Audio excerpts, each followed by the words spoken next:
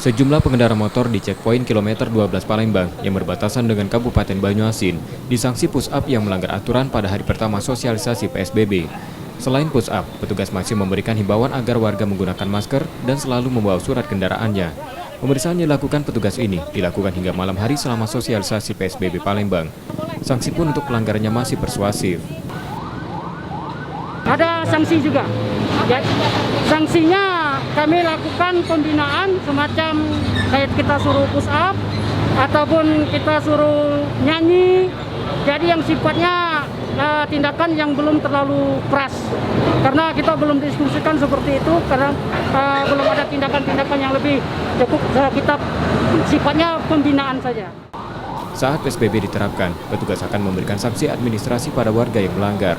Sosialisasi PSBB akan dilakukan 5 hari hingga 25 Mei 2020 nanti. Reski Oktora, Mokles Diferensial, Kompas TV, Palembang.